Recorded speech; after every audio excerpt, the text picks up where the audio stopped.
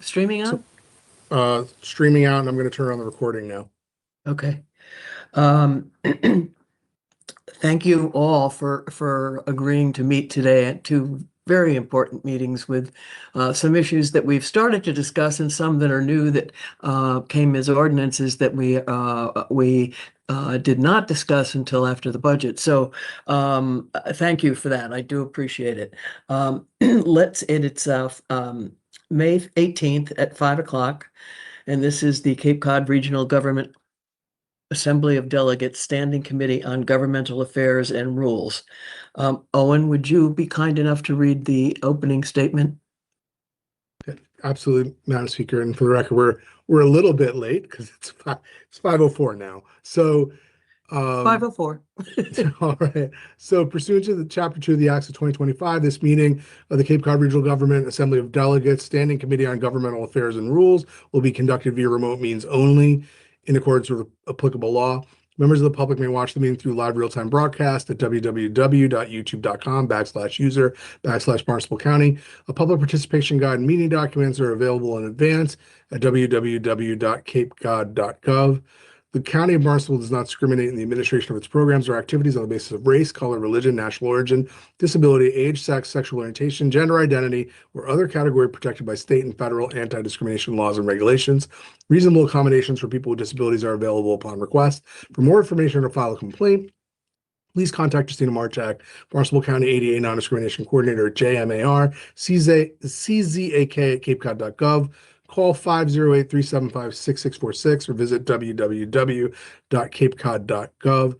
Members of the public may also attend the meeting remotely, and all of that information is available online. Back to you, Madam Speaker.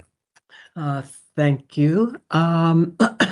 Next on the business calendar is opening ceremonies. May we have a moment of silence to honor our troops who have died in service to our country and all those serving our country in the armed forces.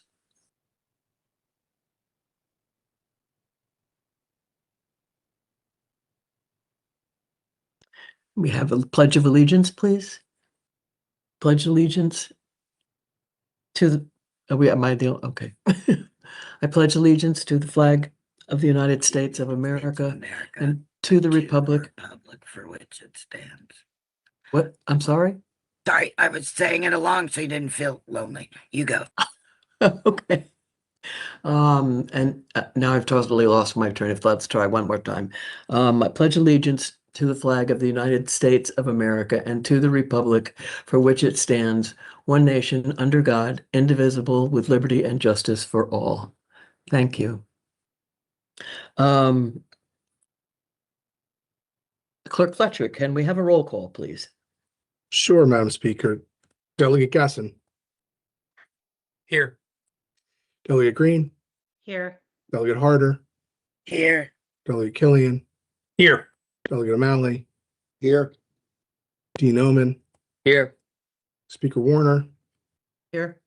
Deputy Speaker Frizzell. Here. Delegate Gallagher. Here. Delegate Ty. Here. Madam Speaker, you have all 7 members and 3 alternates should you need them. That's a quorum. Thank you very much. So there is a quorum for this meeting, and the first item on the agenda today is the proposed ordinance 2026-11, ensuring community safety and lawful federal immigration enforcement. Since this was introduced by Delegate Dan Gesson and a number of co-sponsors, would you be kind enough to give an outline of where we are with this particular ordinance? Sure. Speaker Warner, I'd be happy to talk about the ordinance specifics themselves, and then if it's okay with you, I'd love to open it up to the co-sponsors to talk about why they're supporting it, and then I'd be obviously happy to provide my 2 cents on why I think it makes sense, and why I'm happy to have introduced it. Let me open it up here.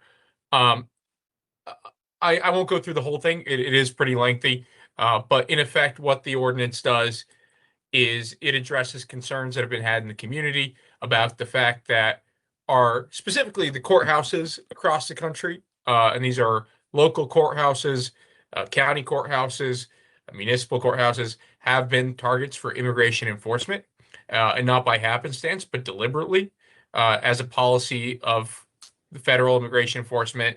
ICE has targeted courthouses as a convenient area to detain and arrest those who they consider to be here illegally. So what the ordinance does is it creates a blanket policy so that folks at the county, folks that work for the county, and people that interact with county services or go to county courthouses or state officials that we work with know that the county has set these specific ground rules in terms of their cooperation or non-cooperation with immigration enforcement activity. So what it does is it requires warrants for non-public areas of the courthouses. It forbids the use of parking lots and other areas of county property as staging areas for immigration enforcement. It protects the personal information of anybody that uses county services from being shared for immigration purposes. It prevents the commandeering, or essentially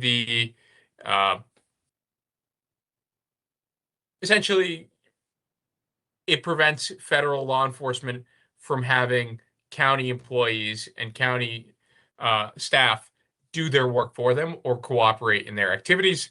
And it also lays out pretty comprehensive reporting requirements for if there is immigration enforcement that does follow these criteria and does occur on county property, that is to be reported to the county commissioners and the county assembly, along with any information, whether it's footage or reports on what occurred.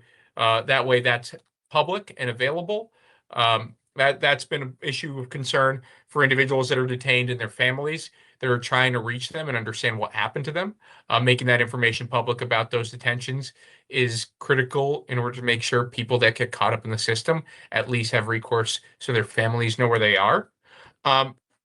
Broadly speaking, though, the top line for this ordinance is that it doesn't forbid participation or doesn't run against in opposition to any state or federal law, right? Throughout the ordinance, there's just very explicit requirements about the fact that immigration enforcement has to comply with the requirements of federal law and state law, and that county employees are to comply with what they are required to do by state and federal law. What this does do, however, is this lays out and narrows essentially the scope of discretionary activity for county staff and the use of county property.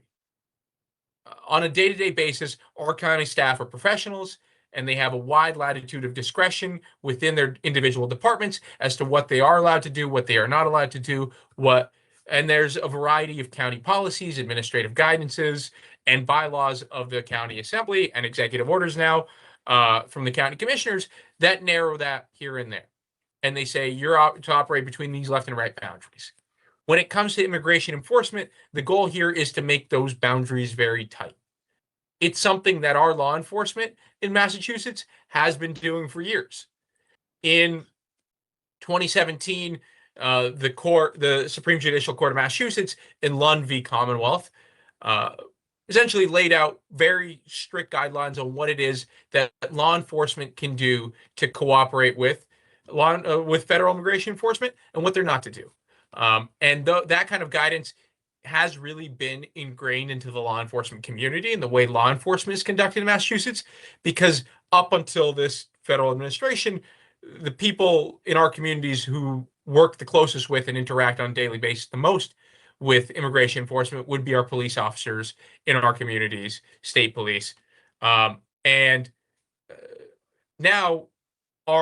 throughout the country, county employees, municipal employees, really at the guidance of immigration enforcement through their policies, now has started interacting much more with these detentions at courthouses, at other municipal and regional buildings with immigration enforcement. So it's important not necessarily to direct them not to comply with federal immigration enforcement, but to really lay out firm guidelines on what that cooperation cannot be and what the scope of discretion is and isn't. And it's there to protect folks that work for the county as well as people that use county services, because when someone walks in with a badge and tells you to do something, it's an authoritative thing. You feel like you need to comply. And that's why it's our responsibility as the elected representatives of our communities to lay those guidelines out and stipulate that they are much narrower, and to give cover to those that work for the county that they are not to comply unless required to do so by law. And that's really my top line summary of it. And the one other thing I'll address is the executive order 650 by the governor, amended by 655, that was adopted by the county commissioners. In reading it through, in reading over the opinions of council, I know that's been shared with all the delegates here, and everyone can make their own interpretation of it that they want to. But my understanding is the vast majority of that executive order is really targeted towards state operations. So adopting it for our county purposes really narrowly does the Venn diagram overlap of the same things that we do as the county are now applied to our the same thing that the state does, that their policies apply to, now applies to the county. So where the crossover really is in staging areas. That is addressed in the executive order, that county property is not to be used as staging areas, because obviously state property is not to be used as staging areas. So we're adopting that policy. And arguably, you can also say that the requirement for warrants in non-public areas of courthouses is also adopted. But even then, it doesn't say so in black and white language. So the argument for the ordinance is twofold. One, it does at least three other things. It protects the personal information. For instance, when you apply through the Aqua Fund, you have to give them all sorts of income statements, tax statements that identify you as either an immigrant, a permanent citizen. That information is protected from being used for immigration enforcement. It prevents the commandeering of our county employees specifically. And it creates these reporting requirements that we discussed. At minimum, those are not including the executive order, as well as the signage and the warrant requirement for non-public areas of courthouses is also confirmed. And lastly, an executive order, as we've learned from our federal government, can be repealed at any point by the same authority that created it. Unlike an ordinance, which adopted by this assembly would then be signed by the commissioners, and in turn would only be repealed through that same process. So it's a much more durable piece of legislation and a much more significant statement as to where the county stands. And I think that really summarizes all the technical and legal aspects of it. Obviously, happy to answer any questions. But I think beyond that, this really becomes a policy and a values question for members of the assembly to make a decision on. Thank you. Thank you. Are there those who would like to speak to this? Yes, I see Delegate Harder. Thank you, Madam Speaker. As I said in our last meeting, Dan is the technical speaker and can lay out the law, and then I'm the emotional one. And I do think that when I was having a debate with someone about this, and they said, so the PROTECT Act is to protect illegals. And I said, no, the PROTECT Act is to protect everyone's civil rights, but especially the people who work for the county, because it's a very confusing time for federal, state, and local municipal employees. And this act, this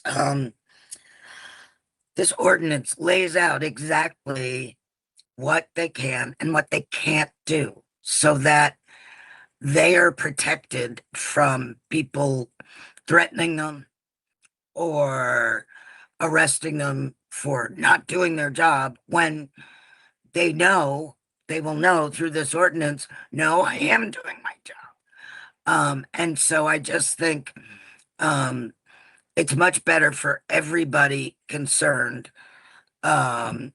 citizen, immigrant, employee, to know what the laws are, what the facts are, how to behave, what warrants are necessary, because that seems to be a problem right now.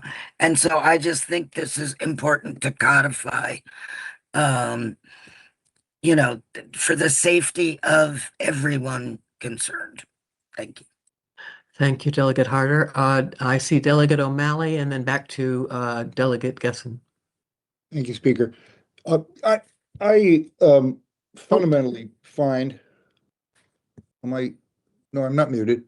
I fundamentally find that to me, the most critical piece here is the protection of our staff in giving them explicit guidelines and a mechanism that is triggered when and if such an event happens. If ICE pulls up onto the campus with a caravan of vehicles, it becomes kind of frankly, an unexpected emergency. And I think it's really critical that everybody knows what the chain of command is, who needs to be called, what areas are okay, what demands are acceptable and which are not. And I think it's really, for more than anything, it's for their protection. Now, clearly, the other side of the coin is it's for the protection of people who depend on the county for our services. I think in particular of people coming to the Human Rights Commission to report violations of their rights, and that's a process that goes on all the time. They come to the office, they talk to the director there, and we do what we can. We have limited resources to do, but we can put it on the record. We account for it, and I think it feels important whenever we can. We try to help resolve it. So, people using the courts, people using the family court. I think there's all kinds of people come on our campus who would be very much inhibited in exercising, their rights as citizens of the Cape, of the county. And so those are the two biggest pieces. Is it duplicative? Yes, and as Delegate Gessen has already pointed out, it's duplicative in certain ways, but so much of what we're such an outlier as a county that I think it's important that we go on record kind of explicitly saying, yes, the state has set down its guidelines, but they're not clear that they apply to the county. So I think this is an important step for us to take. Thank you. Yes, Delegate Gessen and then Delegate Green. Yeah, absolutely. And I think I want to more also speak just from my perspective. My parents who came here as immigrants and being close to the immigrant community here on Cape Cod that we are fortunate to have. We're a place that's always been built by immigrants, whether it's from Cape Verde, whether it's from the Portuguese immigrants that came here, whether it's from the first settlers that arrived in the United States. Massachusetts and Cape Cod specifically benefits from the immigrant community we have here, and it is a significant immigrant community. And the reality is, across the country, because of these immigration enforcement tactics, which have explicitly targeted courts, to the point that there was a policy memorandum that was made public 2 weeks before we introduced this ordinance, where it was finally released and publicized, and I quote, and which I'll submit to the clerk for the record: ICE officers or agents may conduct civil immigration enforcement actions in or near courthouses when they have credible information that leads them to believe targeted aliens is or will be present at a specific location. Additionally, civil immigration enforcement actions in or near courthouses should, to the extent practicable, continue to take place in non-public areas of courthouses, be conducted in collaboration with court staff, and utilize court buildings' non-public entrances and exits. So we are addressing a specific issue and a specific tactic that is being used to target these court proceedings. And in an ACLU study that was done recently, more than 54% of judges have said that their court proceedings have been interrupted because witnesses are unable to come for fear of immigration enforcement. So if folks in our communities that are built by immigrants, communities that are significantly reliant on immigrant labor in the summer, that rely on, and the immigrant communities that rely on the same services that the rest of Cape Codders use, immigrants that have been born here, we've seen immigrants detained throughout Massachusetts that have known their entire life in the United States.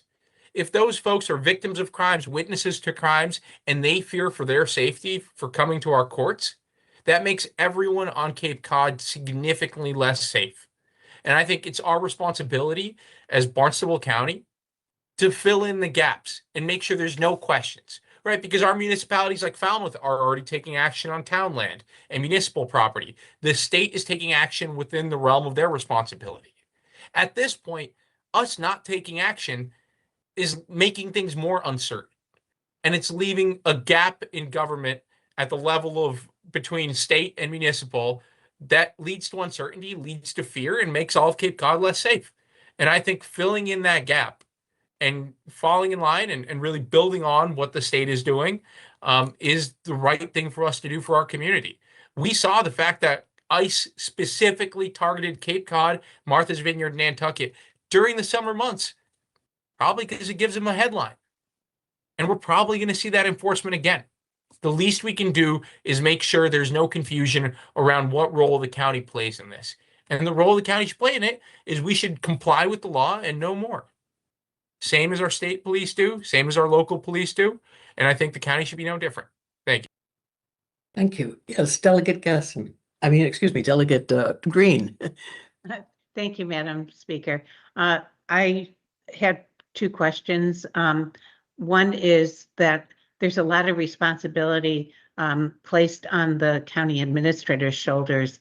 And I just wanted to be sure that people have talked with the county administrator and this is okay with the county administrator and it meshes with the county administrator's responsibilities in his job description, and there's not going to be any conflicts there.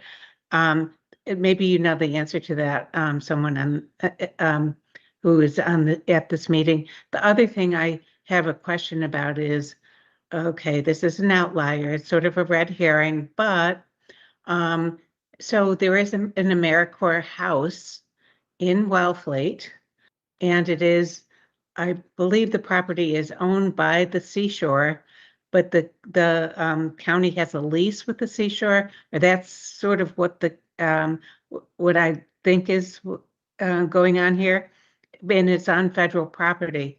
Perhaps there needs to be another couple of sentences in there where these people are covered as well, and that property is covered as well. And so those are my, I don't know if I didn't see it in there, but maybe it already is. And if there is, I would like to know where it is, or if this is truly a red herring, but it's something that crossed my mind. Thank you. Thank you. Yes, Delegate O'Malley. You're off. Thank you, Speaker. So I had the opportunity, I got in touch with Delegate Frederickson, who I see is actually on the call, and I'm going to make a go at summarizing his perspectives on this, because we talked for a while.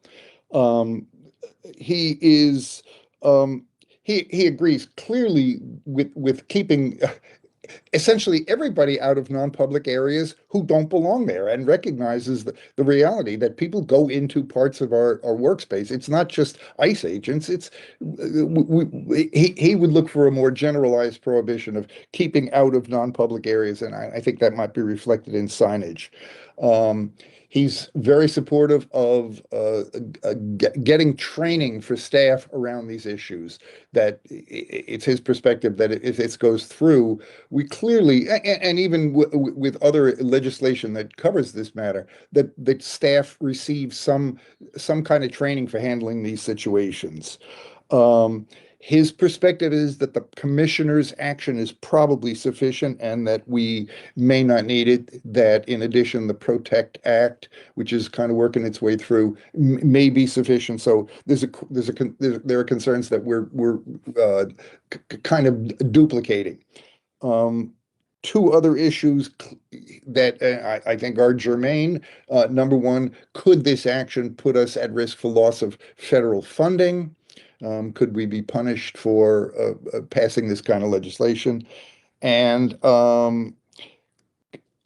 raised the question that I don't know that I completely understand, but the possibility of labor relations kind of issue, and maybe Delegate Frederickson could pick that one up a little bit more. What are the consequences in terms of our giving directives, and could these be met with pushback from labor representation? So I think that's from my notes the issues that this delegate wanted brought forward into the discussion. Thank you. And yes, Delegate Killian. Thank you, Madam Speaker. I too had some conversations with Delegate Frederickson on this matter and will echo a few of his sentiments. And that's one of the things I'm curious about, because we do have an executive order by the commissioners in place, which obviously is mirrored off the governor's. And if we shouldn't be tabling this particular ordinance until the legislature passes their law. I think they're relatively close, because much of what we have here may be of no value once that law comes out, because obviously we can't contradict what state law does. And there are some issues in here which does place a fair amount of responsibility on county employees, where they are told not to act or to act with the exception of contradiction to law. And I'm just not sure where it is we're going to have our county employees trained in the law. So now they're making judgments based on the law and the ordinance at the same time, and having to decide which one takes precedence. Furthermore, I'm not sure how any of this would be enforced. Is it going to be up to local police if federal agents come on the site and the county administrator wants them to leave? How does that work? Who makes them leave if they don't want to leave? So there is a lot of open-ended questions with this, but as I said, I think we should probably pause until the state acts. And I think based on what the state produces for law, we could produce an ordinance which either fills in the gaps or accentuates the points that we're trying to make. Thank you. Yes, Delegate Gessen, your hand's up. Yes, I'm happy to answer some of those questions raised by Delegate Green and Delegate Killian, if it's appropriate, Madam Speaker. Sure. To Delegate Green's question about the lease, I mean, I'm sure it's worth. We can definitely try to dig further if need be, but really, the ordinance classifies any property leased by the county as county property and applies this ordinance to all personnel. Really, it being federal property, wherever the federal government's rights to that property in line with whatever the lease says trump our local authorities, that would be it. I mean, there wouldn't be if it's federal property and the lease reserves some of those rights to the federal government, those rights would remain federal and there's no ordinance that could affect them.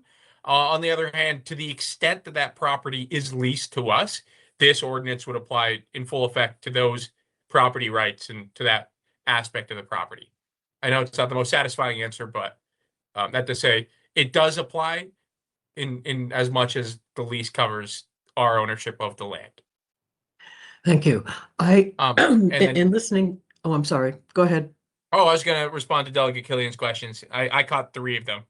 And then Delegate Killian can let me know if I missed any.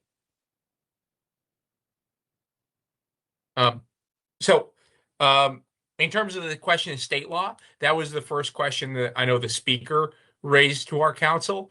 And we're really at the stage right now where the state legislation is in what they call conference committee. So they're ironing out final details between the House and the Senate version. In effect, new aspects won't be created, but they're going to negotiate back and forth, cut pieces here and there and trade them.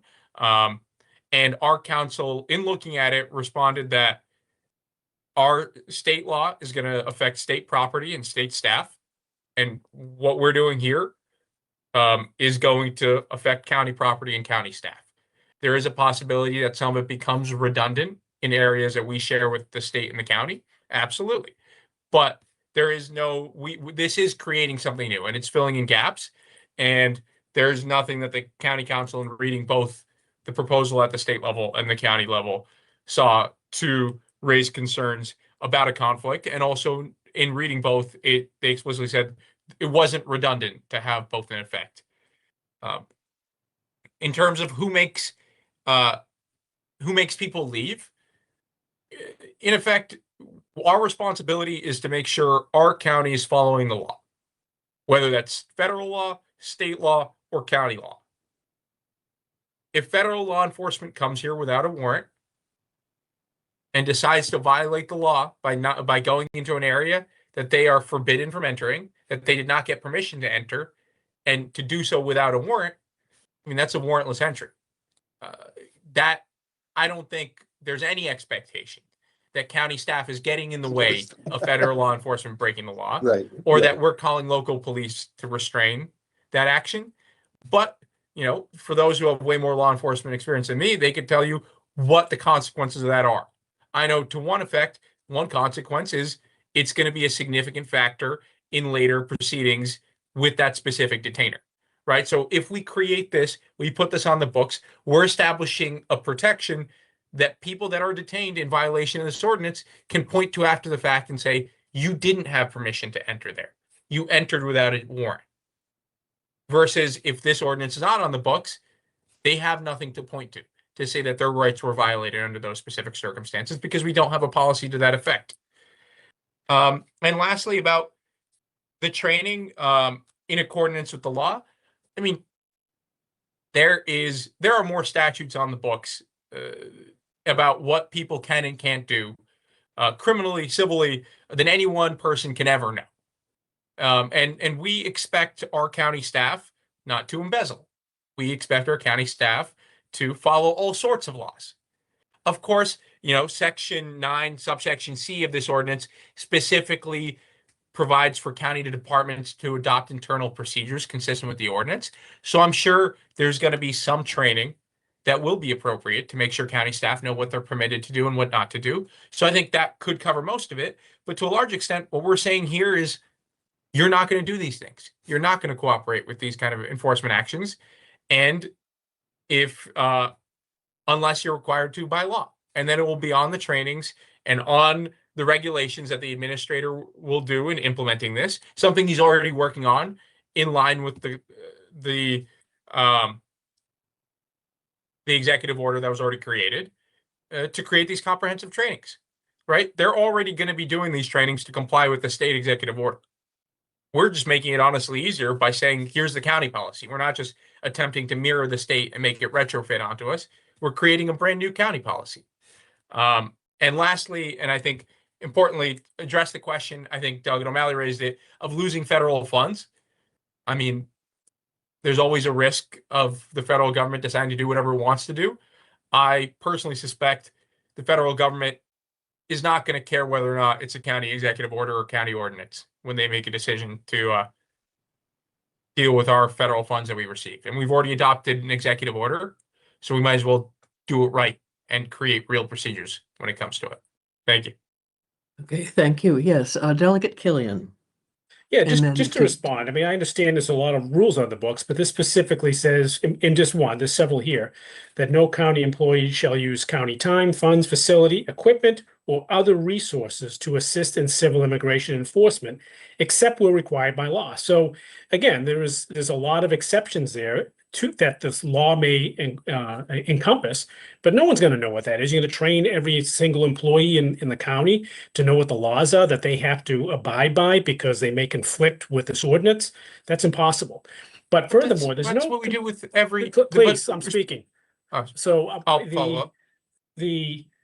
There is no compelling reason to push forward with this at this time because we know that the state is going to produce a law relatively quickly. It's as you said, it's in conference committee, and so it'll be coming out probably in a matter of weeks, not months. So I see no reason to try and push forward with an ordinance, which more than likely will have to be amended in some way to comply with the law or work in conjunction with the law. So I don't see any reason to push forward. There's nothing wrong with tabling this for a few weeks until such time as that happens. Given the fact that Thank we do you. have an executive order from the commissioners, which basically puts any of these protections in place anyway. Yes, Delegate O'Malley. Thank you. I want to just address a kind of a concern, a question that Delegate Killian brought up, which concerns who is going to respond if there is an enforcement action on our property. Who is going to come in and do anything? And just to remind everyone who may have taken part in the April meeting of SIMLA, the County Cape and Islands Municipal Leaders Association, where we had a number of the police chiefs there, and they made it very clear that they are not going to try to step in that we cannot expect them to try to put themselves in the way of federal immigration enforcement. So I think, as we subsequently understand, and as Delegate as Delegate Gessen said, no, we're not going to physically try to restrain them. We're not going to call in the police to try to stop them. It's simply, if it's an illegal action, we're going to report it. We're going to document it and try to see to it that everybody behaves legally and according to a predefined set of protocols. Thank you. Delegate Harder? Thank you, Madam Speaker. In terms of training, I know it seems like, oh my God, there'd be so much to train them on. There's really not. I have been to, I know that the district attorney has been giving training to his staff, and I know that the district attorney and the sheriff have been very helpful about giving just nonprofit groups and other organizations on the Cape, giving them help on the law and what citizens can and cannot do. And it's not intensive training. They can ask you to do this, they can't ask you to do that. It's not some really complex technical thing that's going to take a week. It's because there's only so much that can be done. So it's really just that the training is not as intense and untenable as you might think it would be. Thank you. Thank you. Delegate Gessen? Yes. I just to respond to the concern about again, training and needing to comply with the law. We have dozens and dozens of ordinances that our staff currently comply with. We have thousands of laws on the books at the state and federal level that our employees at the county staff as government employees do comply with. Does that sometimes come with some trainings that I'm sure folks might even roll their eyes at from time to time? Yes, of course it comes with trainings.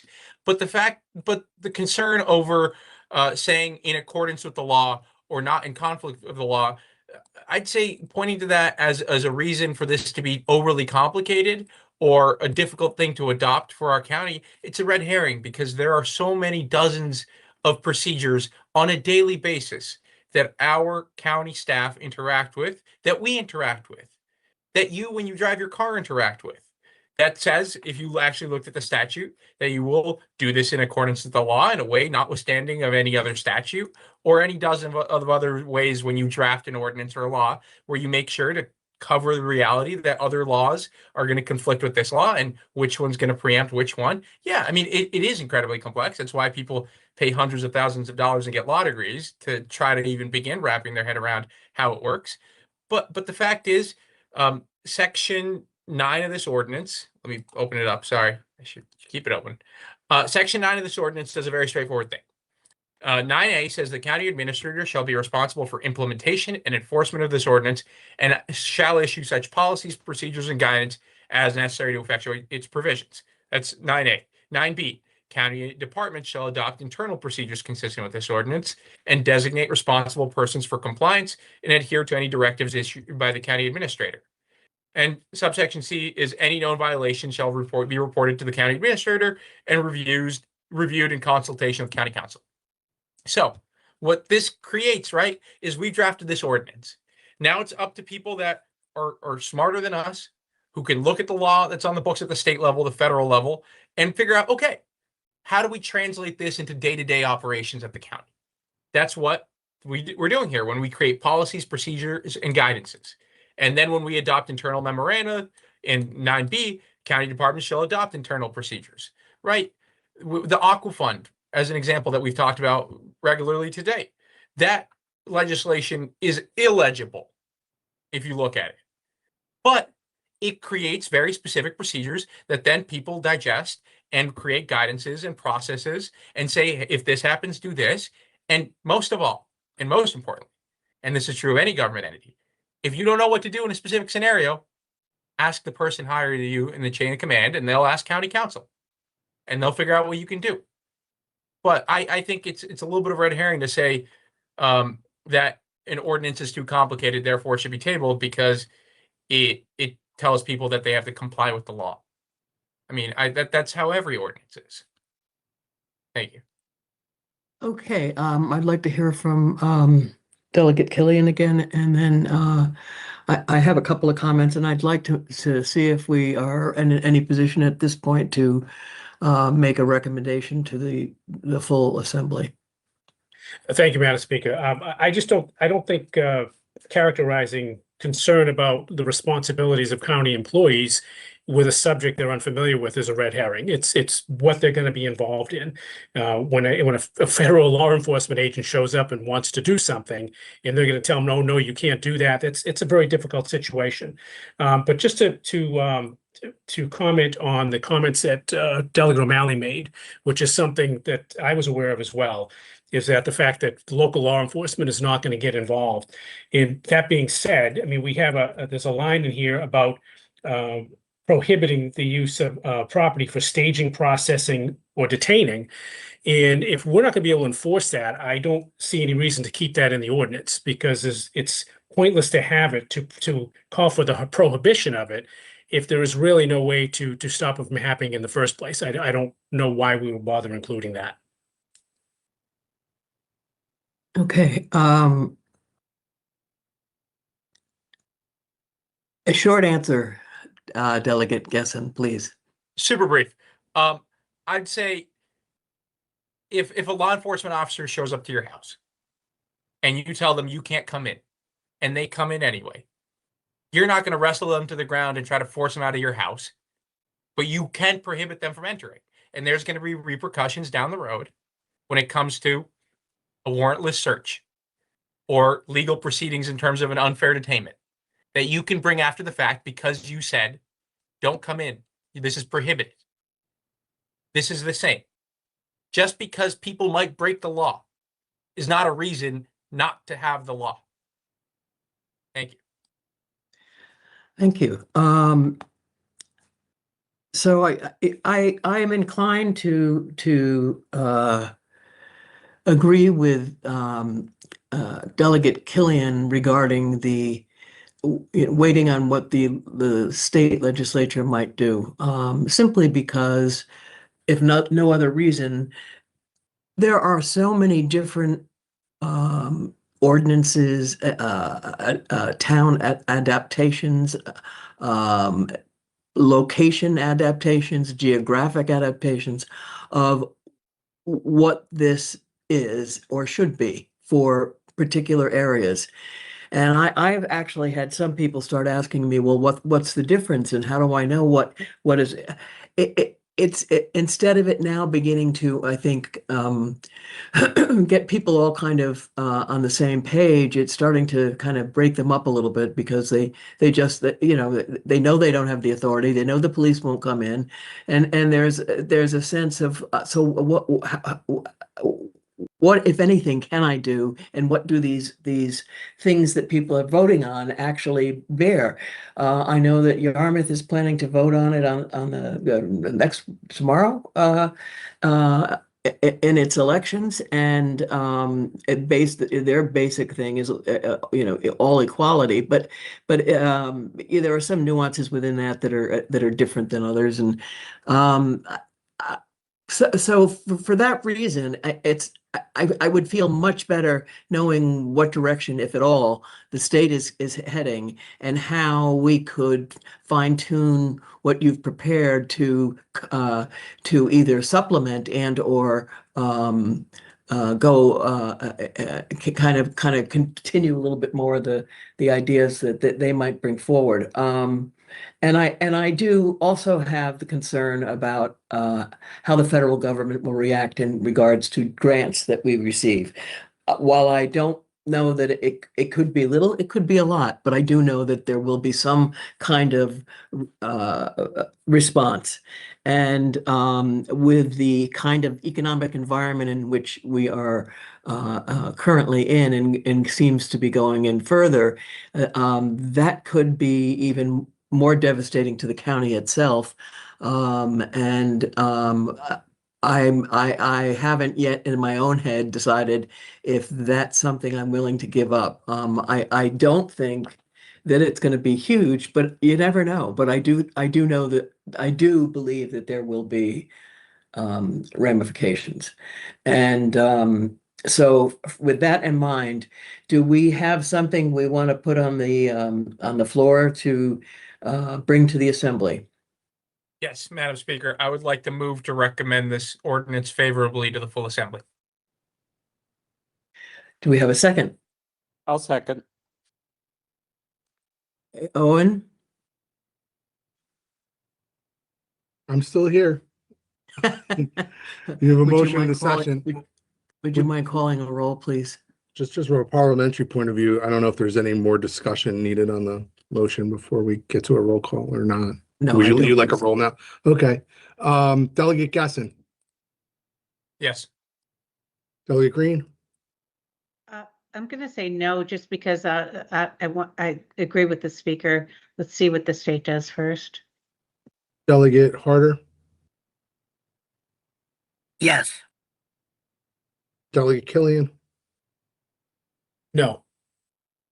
Delegate O'Malley, Yes. Dean Omen, Yes. Speaker Warner. No. That's 4 yeses and 3 nos, Madam Speaker. So the motion carries. Okay. Next, we will go on to the questions regarding the process that we have, which is do what we would like to do regarding the Pledge of Allegiance and the um, No. the wishing well to our armed forces, both here now and fighting for us, and those who have been have already passed. And we had some discussion at the last Point of government order. meeting. Point I of beg your order. pardon? Yes. Point of order, Speaker. We are not discussing the Pledge of Allegiance. No? That is not part of this. Okay, thank you. It's a moment of, Yeah, it's the I moment thought of by the silence. end of the meeting that we had, that was something that people said, well, we should. Okay, do we have anything we could look at? I just want to make sure that this is the last time we have to go back to this and we can make a decision for it. No, Owen, do you recall? Madam Speaker, we've got resolution, and the resolution currently just deals with the moment of silence. But if Okay, someone so be it. wanted to, if Okay. someone wanted to recommend an amendment, or I mean, it would probably be germane, right? But that's Okay. that's for all of you to determine. Okay, so who would like to speak to this resolution?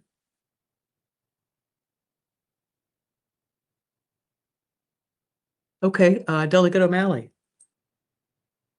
You're muted. You're muted, Doc. Yes, I got it. Okay, so our current language calls for a moment of silence for people who have not departed, and frankly, right on the face of it, that rubs me wrong. I mean, in fact, I had a conversation with Delegate Gesson about this particular subject, and you know, he is serving in the armed forces, but it's certainly not departed, and it is not looking for have a moment of silence. I think that's the first part. The second part of it that I find to be very so clearly what we want to do is give recognition.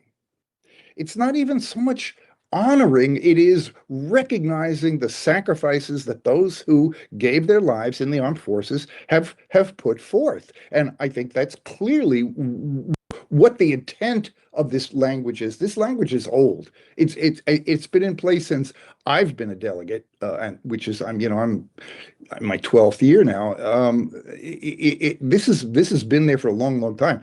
I think we're just correcting something that has never quite made sense to me. And I think the new piece of language that's been introduced is to recognize also the sacrifice of the unwitting sacrifice of the civilian victims of war. And I think that's kind of very critical, particularly in this time when we are engaged in, when there are conflicts raging that extremely disproportionately are creating civilian victims. So I'll Okay. leave that as an introduction. I think it's time for this little paragraph and this introductory preamble to be brought up to speed and to have what is, I think, a constructional error removed. In that a moment of silence for those who are still serving is illogical. All right, thank you. Delegate Gallagher. Thank you, Madam Speaker. This is the idea to remember civilian victims of war, to add that to this resolution was my idea. It arose from a conversation with Doc that we had in the carpool. It's something that's been on my mind for many years, that first arose from a remembrance of victims of the Hiroshima bombing. And it was at that time that I learned something that I think many people are unaware of, that civilian victims of war are at least equal in number to military victims of war. And to remember them takes nothing away from remembering those who gave their lives in service to our country. It's right and just that we honor the military victims, but I think that honoring civilian victims gives a more complete, a more accurate, a truer picture of what happens in armed conflict, and that's what we need to have as part of our opening ceremonies, as part of this remembrance. And as I said, it first occurred to me in connection with Hiroshima, but certainly in our current conflicts that we're observing, not participating in Ukraine, in Gaza, and now this year in Iran. I personally, I have never served in the military. I identify more with civilians who give the ultimate sacrifice in armed conflict. And I think it would be appropriate for us to remember them in our meetings. Thank you. Delegate Gallagher, as a point of clarification, so what you would propose is that we remove the the moment of silence for those who are currently in service, and instead add a line about civilians who have lost their lives as a result of things all over the world. Dr. O'Malley and I have put forward a resolution, and that is the language we are proposing. Okay, I just wanted to make sure that I had it. Okay. Point of information, Madam Speaker. Yes. Could Delegate O'Malley or Delegate Gallagher, just for everyone in the room, read their proposed resolution, the language thereof? I'll be happy to do that. Be happy to do that. The new wording to read: a moment of silence to remember our troops who have died in service to our country and civilian victims of war, period. Thank you. Nice and clean. Okay. Yes, I see Delegate Harder. Thank you, Madam Speaker. I agree with this because I've always felt sort of weird that if we're like, whenever we would do it and get to the part about and all those serving our country in the armed forces, I would always say under my breath, and Dan, because here we are doing our job while Dan is off in places we can't discuss, doing his job. And I always felt like if we were gonna recognize all the people serving at the time, it should be that's more personal because they're alive and they're fighting for us. And are we gonna name, I always say and Dan because he's the one I know currently in the armed forces. But I feel like that should be a separate honor than if we're starting with the ones who sacrificed their lives. It's the difference. I'm not saying this well. To me, it's the difference between Memorial Day and Veterans Day, I guess is what I'm trying to say. Thank you. Okay, thank you. Anyone else? Or, I'm sorry. I see that Delegate Green is waiting in the wings. Thank you. Thank you, Madam Speaker. And also, Delegate Frizel also has his hand up. Oh, I don't, and I so- don't have him on my, here we are. Yeah, I do. Okay, thank you. Okay, yeah, he had his hand up before me, if you wanted to call on him first. All right, thank you. I'm fine if you want to go forward, Delegate Green. That's okay.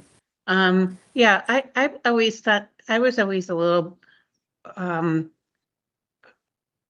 confused or weirded out or something about this, the moment of silence, just right from the get-go. And I guess I thought the moment of silence should reflect more what we do and where we are. And I mean, I did see a sentence online that said, before we begin our official agenda, please join us in a brief moment of silence and quiet reflection to center our thoughts on our responsibilities to the public. And to me, that always felt more natural and more germane to what we do. But and I wasn't going to say anything, although I had that sentence in the wings. But I don't know. There seems to be something lacking when I read an article about the victims in Somalia. I mean, there's so much suffering. If we just talk about war, I think we're limiting ourselves. But and if Dan's okay with dropping that that part of the sentence, I respect that. So. But I just wanted to say that it's on the record. I'm not saying anything one way or another. I think it's a little bit either too narrow for the world or we should be focusing on what we do, is what I thought. A moment of silence was to center us before we do the people's good. Thank you very much. Okay, may I have Delegate Frizel? Thank you, Madam Speaker. So I have a few thoughts to throw into the pot of our deliberation here.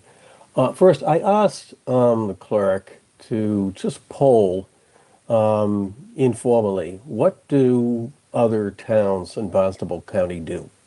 And he was able to find, at least in a quick search, 10 out of the 15 communities on the Cape.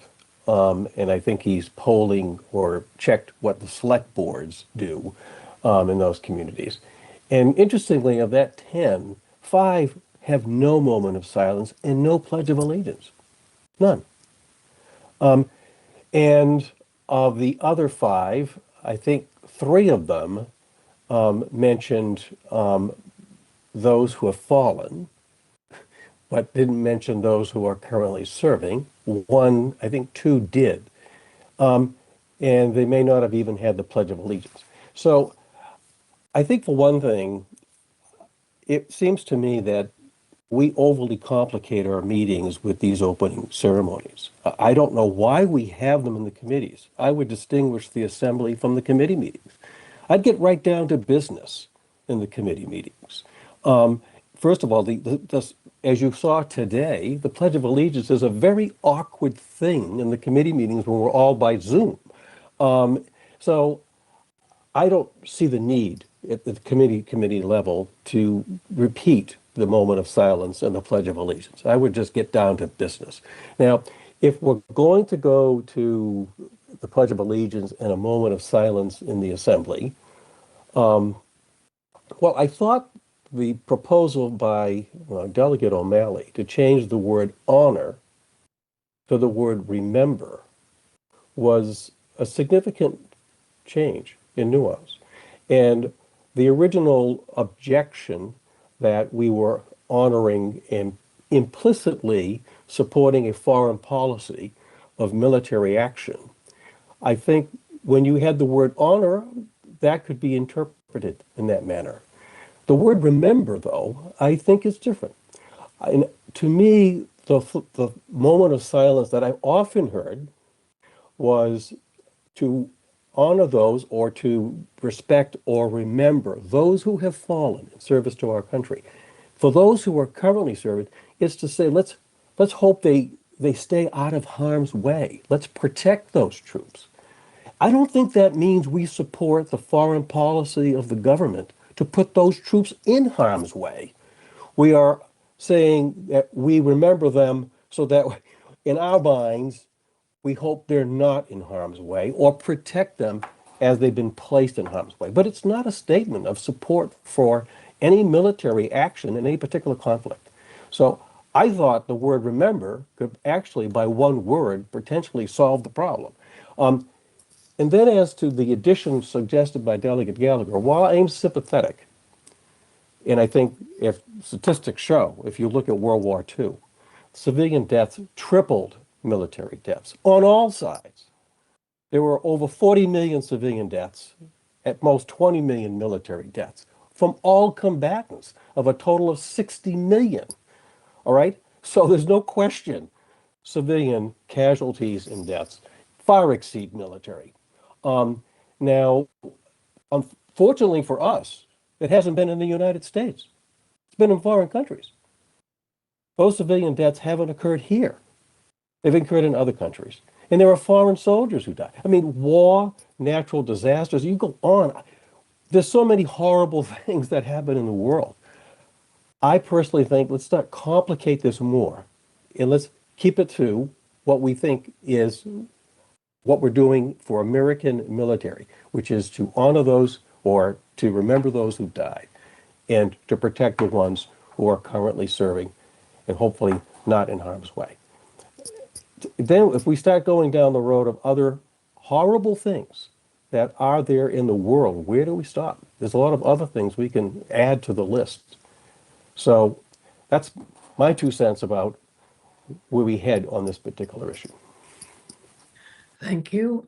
Is there anyone else who would like to offer something before we take a look at this in how we might present it to the full assembly?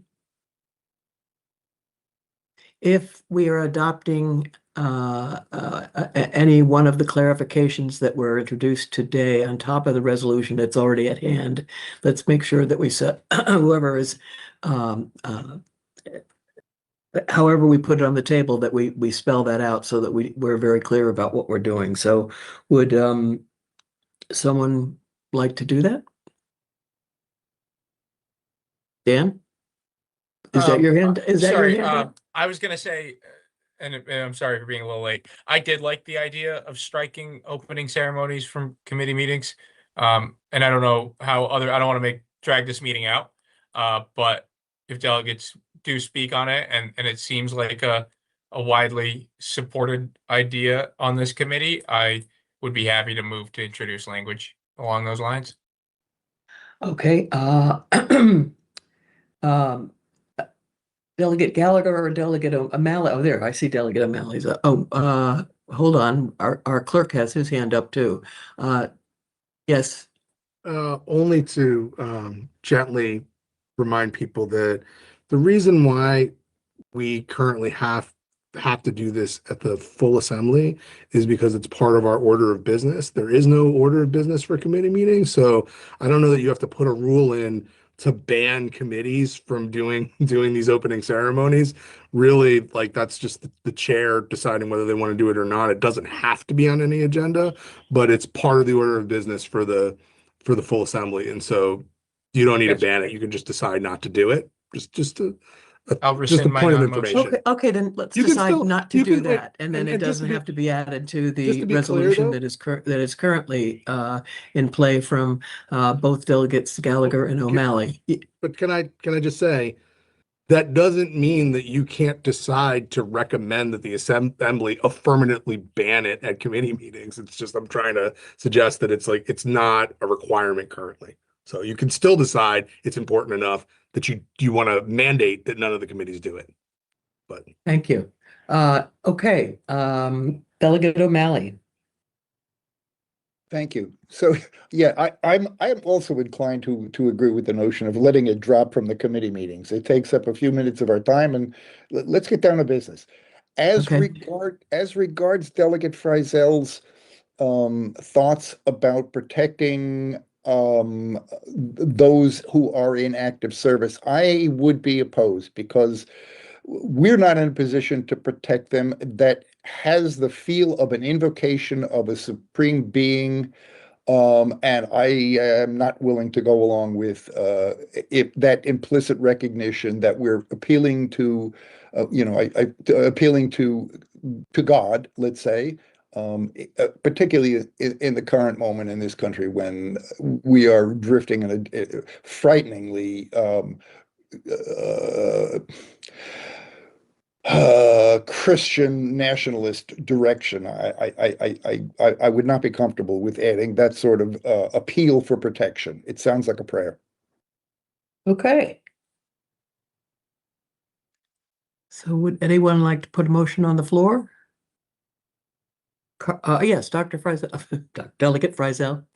I just want to clarify that I was not suggesting to add the word protect.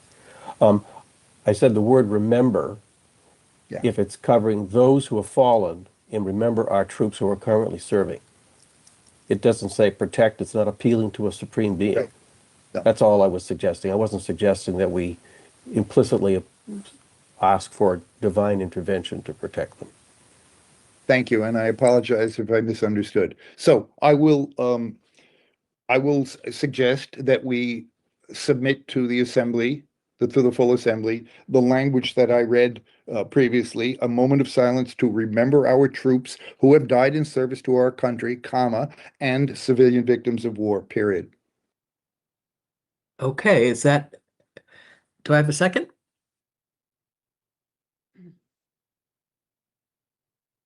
Elizabeth, is your hand up for the second, or did you have a comment? I have a comment. Oh, okay. Well then, Delegate Harder, please go ahead. After listening to Deputy Speaker Freisel, I see his point about the civilians. That,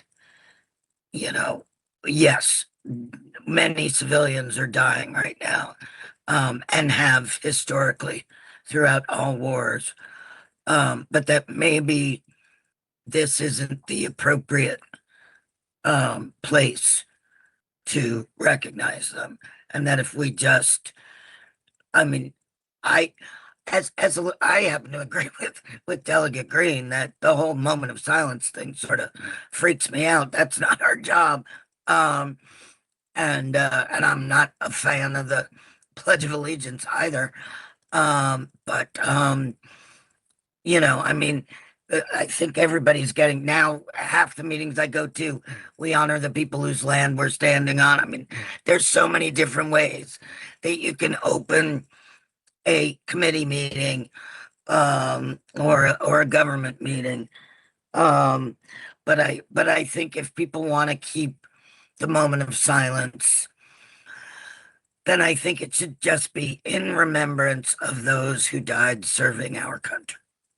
Because as Deputy Speaker Freisel pointed out, we get into the civilians, then we'd also get into, um, the people the people who died for our country, who killed people in our country. I mean, it gets so convoluted about how much suffering there is and who's killing who, that I think in these times when when people are so divided about religion and the military and what's going on with the wars in this world, that I think simply right now recognizing those that have died, remembering those who have died in service to our country, is about as far as we should take it right now. Okay, thank you. And I apologize. I did something out of order. We should have had a second on the resolution that Yeah. that Delegate O'Malley put forward. So may we have a second, and then we can go back to any last discussion that is. I'll Yes, second it. thank you very much. Okay, so I had okay. Delegate Green. So I'd like to amend this to include what Delegate Harder just said, to strike, to only have the first part of that be our moment of silence. So I don't know if there's a second on the amendment. I'll second the amendment. Thank you. So how would that now read? Oh, that would be an amendment. So The amendment would be taking away the second part, and so the opening ceremony would be a moment of silence to honor to remember our troops who have died in service to our country.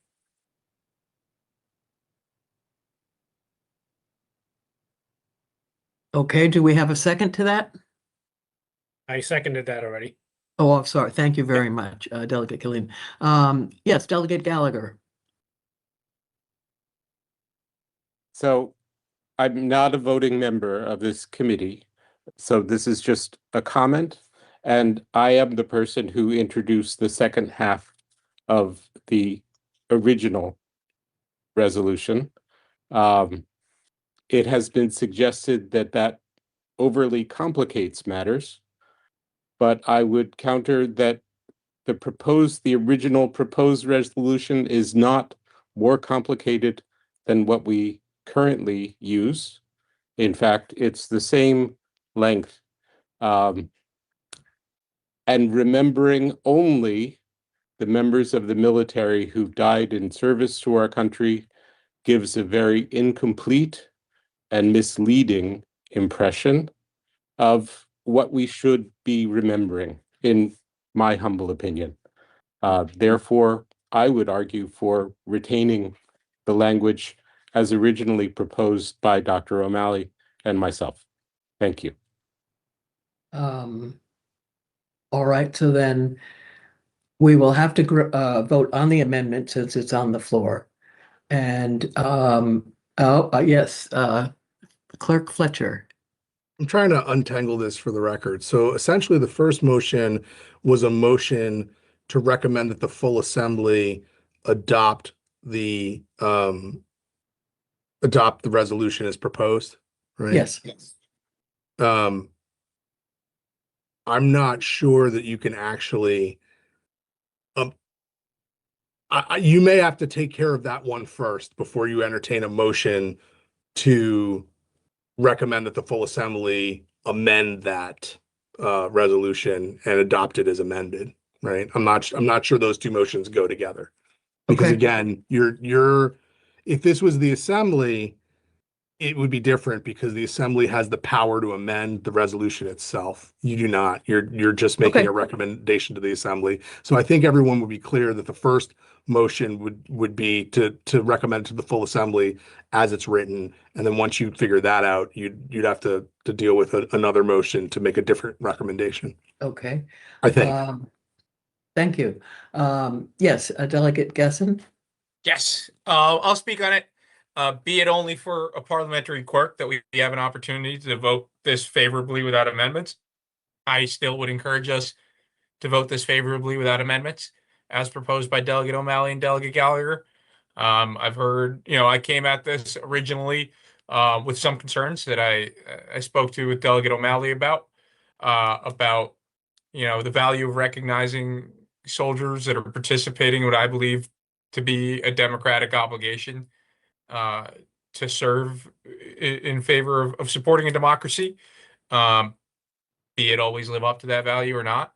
But at the same time, after hearing Delegate O'Malley, Delegate Gallagher, and other discussion at the Assembly, I thought it made sense, especially as a moment of silence, to keep it germane and keep it to victims. To keep it to those who have fallen in service to our nation. I liked the distinction that Delegate Harder made between Memorial Day and Veterans Day, and I think that's apt, and I think that summarizes, the correction we're making here, and the fact that we don't want to overcomplicate this opening ceremony. At the same time, I see where Delegate Gallagher's coming from, and Delegate Frizzell's coming from. Yeah, you could get into a list where we continue to list everyone but on the other side, folks come at this from the perspective, a different perspective necessarily I have, but when you're honoring specifically people that have fallen in conflict at the beginning of a meeting, a meeting that genuinely has very little to do with policies that result in people falling in conflict. Nevertheless, a meeting that's protected because people were willing to fall in conflict to protect the rights and values and the democracy that we have, even if it is a county democracy. Nevertheless, I can see why people would be more comfortable including a recognition of civilian victims of war as well, that those are germane enough and close enough together. And I think it's not a hill worth dying on, for lack of a better way to put it. And I would recommend, I'm going to be voting yes to recommend this as introduced. And I would encourage even the folks that are considering amending it to possibly just vote yes and introduce this to the full assembly and move on. But that's all I got. Okay, thank you. Yes, Delegate Green. Thank you, Madam Speaker. So I would like some clarification. So if we vote, I would hope that the clerk might be able to address this. So if we vote no, but it's because we think that the language should be changed, can the assembly then, can it be on the agenda anyway? Because It would be. because we're voting that we don't agree with it. So I mean, this is will be confusing to the public and also confusing to us as to how we should vote on it, because we may agree with making changes, but we don't agree with the language as it is.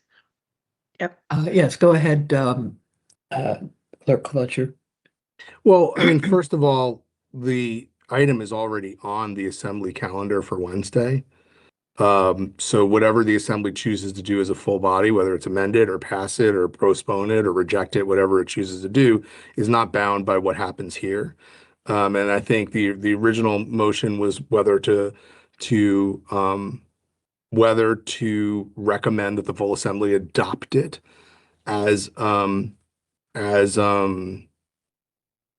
initially proposed. And so if you don't feel the assembly should do that, then that's what a no vote would mean. I will make sure that whatever I write up and whatever is in the minutes it's reflected, but people can kind of see this whole debate. It lives on YouTube forever. So if you vote no, you've already expressed why you're voting no, and that'll be reflected in the report. In the Point of minutes. order. Also, Sure. point of information. Sorry, Madam Chair. Yes. If also for Doug Green, if this gets voted down with no votes, you could introduce a different recommendation to go to the full assembly. This doesn't end the meeting. You can introduce a different recommendation if a majority of the committee votes no on this recommendation. And I We would just have just to take them one at a time. I actually was going to make that point. I'm sorry to talk through the chair, that because you make this recommendation, you could also, as Delegate Keston saying, after this motion is voted on, someone can make a motion to amend it as well, and you can vote that one up or down too.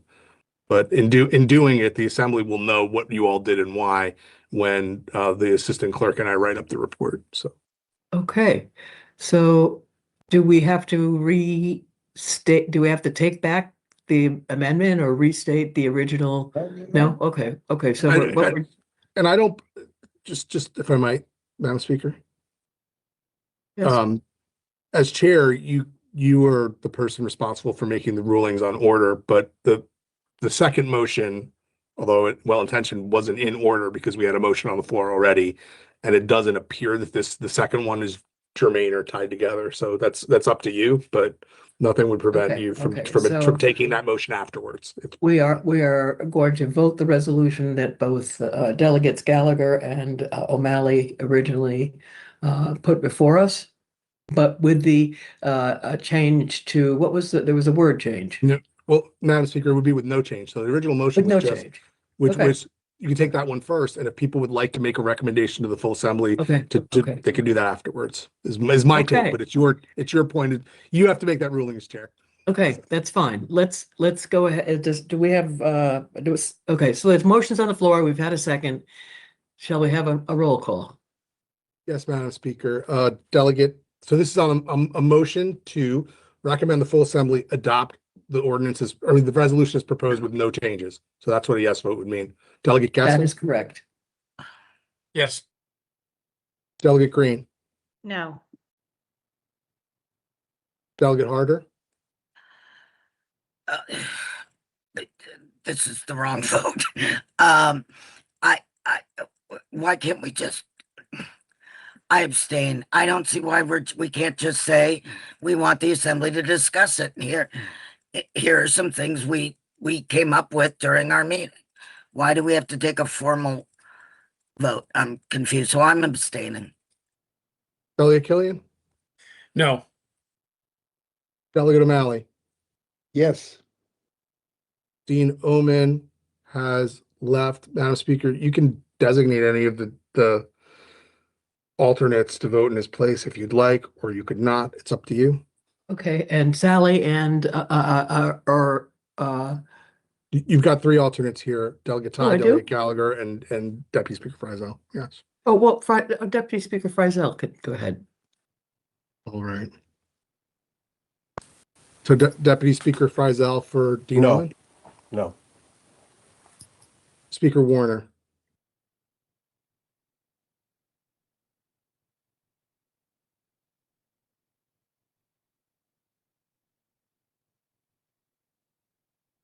No. Point of order. And I hate to raise it being late, but who's the vice chair of FinCom? Of which? I am. The finance committee? I am. According to the rules, if I'm not mistaken, the vice chair serves as the alternate for the member that is missing. we changed that. So I get two that- votes? No, I think we changed that with the last No? resolution we did. Okay. It's been changed. Okay, absolutely. Not to take away your vote, Delegate Rizzo. All right. Okay, That's does pass. two yeses, 4 noes, and 1 abstain. So that does not carry.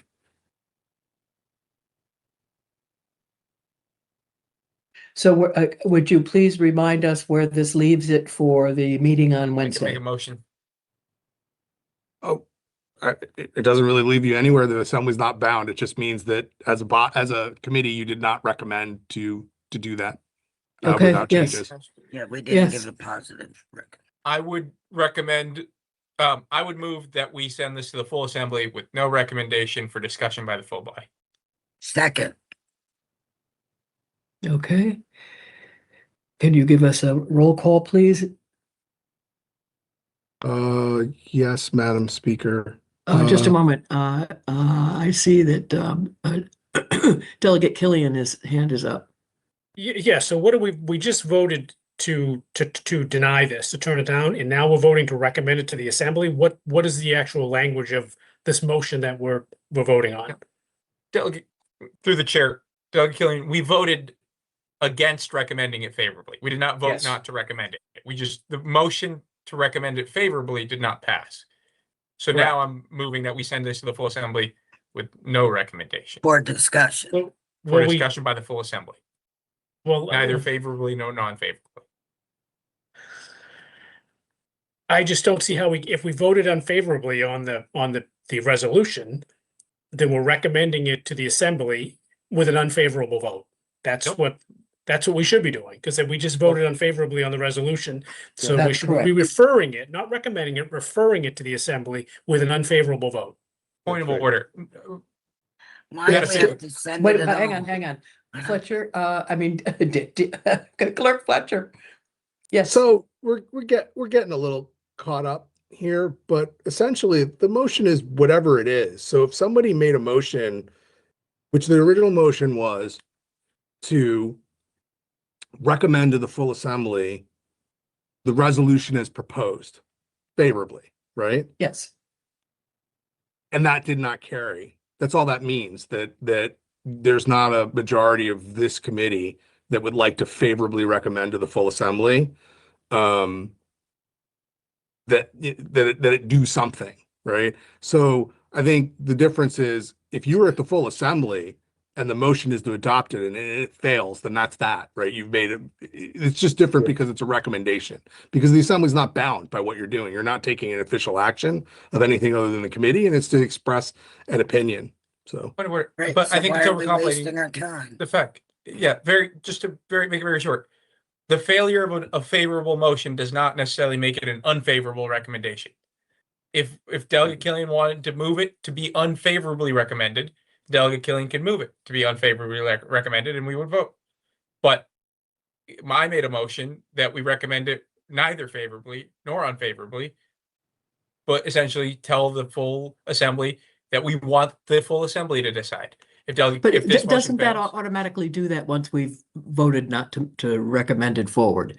So now it's on the assembly's agenda for Wednesday, and it would suggest, by the way the outcome of this particular vote was, that in fact it is going to, it'll be discussed by the assembly and a vote may be taken there, which would affect an outcome.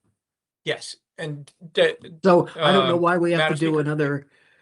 that is in a way correct procedurally. However, as we saw, Delegate Killian is under the impression that a failure of a vote favorably, it can be interpreted as an unfavorable vote.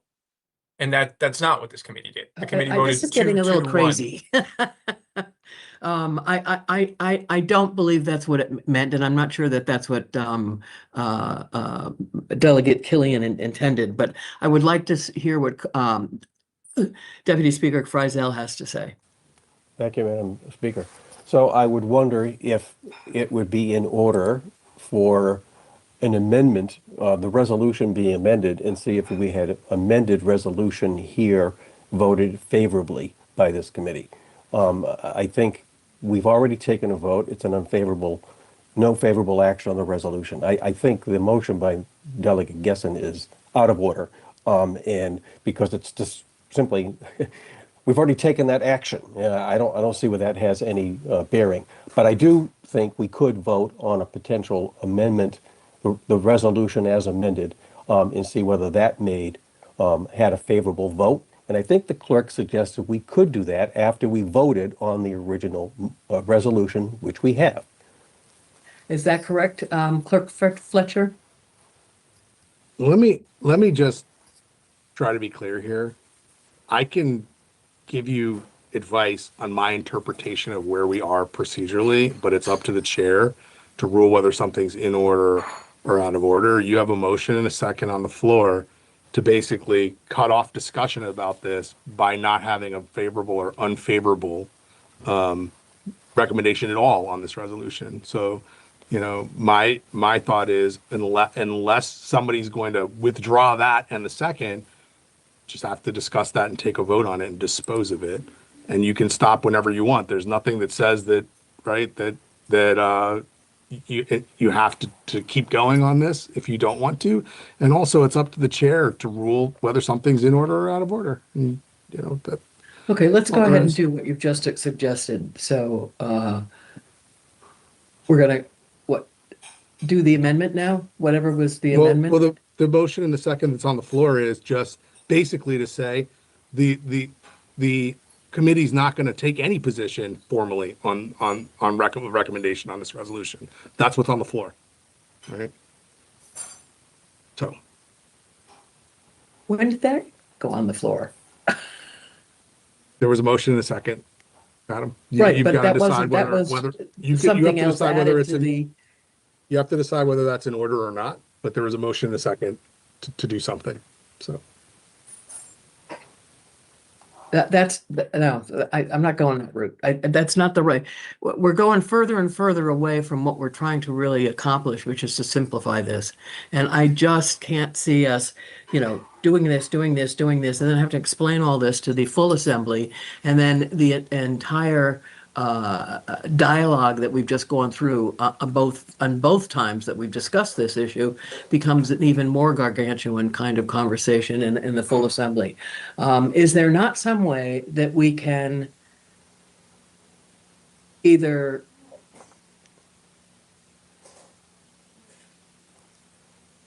Madam Move Speaker, to adjourn. there's two ways, right off the top of All my right. head. The mover and the seconder can withdraw their second in the motion, or you can rule that that question has already been decided, in your opinion, and that the motion is out of order. Those are two ways right there. Or Okay. you can ask for a roll Lance. call, but it's up to or, you. or what? Or you can ask for a roll call on the motion in the second. It's up to you which one. No, I don't, I think that's out of order because I don't ever recall hearing something about voting not to. I just remember the other part was an amendment to add something to the sentence, or, Elizabeth, you're shaking your head up there. Delegate Harder. This is just gone way off the rails. Yeah, I agree. I I mean, agree. we have this resolution that that Delegate O'Malley presented, which many of us supported. Hearing our peers speak, some people decided, maybe perhaps we should amend it. We should change the language, right? So the vote to make a positive, to tell the assembly that we agree that they should pass it as written, failed. What we didn't say was that, I mean, it's pointless. So we said we don't want to, we have questions about whether to pass it as written. We didn't want to tell the assembly to pass it as written. That's what the no votes were. That's why I abstained. It's not to tell the assembly to do anything. All we want to do is tell the assembly, hey, we had an interesting discussion about this. Let's have it as the assembly as a whole. That's all we want to say. And I don't see why that should even be voted on. Do you know what I mean? I mean, we're saying, hey, we've had this really interesting discussion. We didn't make a motion we didn't take a vote on the immigration thing. We just said we're going to discuss it. So at this I don't point, see why we're going through we should all be this done. crap. We should just discuss it. We've done circles around this and it's too much. I believe that it will go before the assembly, at which point we can have the resolution say that this is one resolution, and we can add whatever the second one was, or what, and have them each voted on, and go and listen to whatever other delegates may wish to offer as a point of view. But that's it. We can't. So that's what I want to do. Okay, so where are you, Owen? Where am I? There you are. So can we, Yes. so what do we have to do now? Just be done? Yeah. It's done until we're gonna It bring sounded it. like you made a ruling that was not a proper motion, and Right, so. yeah. Right. So, whatever you'd like to do. I beg your pardon? Oh.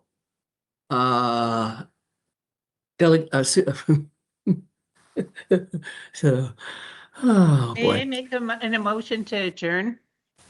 Second. There's other business on the calendar. Okay. I mean, we Sorry. had one more What- piece of business that we didn't I'm get to. We'll sorry. have to do it at another meeting.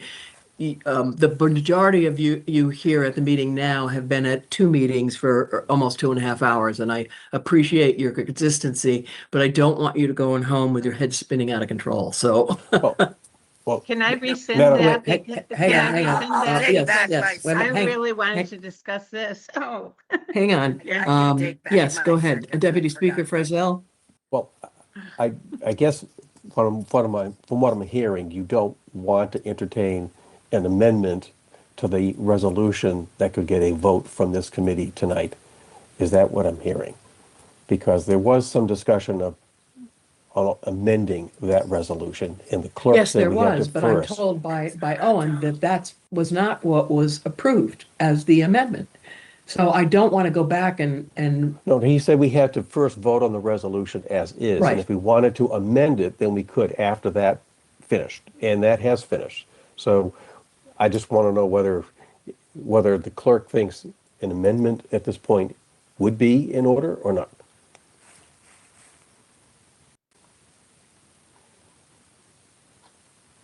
does the rest of the committee wish to do that? No, I think our job, No. we've Uh, decided that this needs discussion by the whole assembly. So let's not do anything and we'll discuss it at the whole assembly. And we don't have to do anything. We can't, we had this discussion in the last meeting. Committees cannot take action. No, we're not. We're just it's a recommendation, but that's fine. Okay, thank you. And we no longer do roll call out, right? You- Owen? So where, is that a question for me? Yes. Do we have to You- do a you- roll call to end the meeting? If you had gotten to all of the business on the agenda, Yeah. then we no, didn't. but you have not. And so you'd have to take a motion to adjourn if you want to stop before all of the Yes, business I on the do. calendar is And done. I took my second back, and I believe to adjourn, and I believe Lillian took her motion to adjourn back because So we what does forgot that about the mean? other thing. Hey, this is just nuts. I we will get- motion to adjourn. Thank you. And Do we have I a will- second? I'll second. Thank you. Roll call, please. We'll have Delegate to, Gessen, Yes. Delegate Green, Yes. Delegate Harder, Yep. Delegate Killian, Yes. Delegate O'Malley, Yes. Deputy Speaker Frizell for Dean Omen. Yes. Madam Speaker, that is unanimous. okay, thank you. And thank you for your time today. We'll get this solved quickly at the assembly, I hope. Thank you. Thank you. Thank you very much. Bye, everybody. Yeah. Good night. Bye. Okay, bye-bye.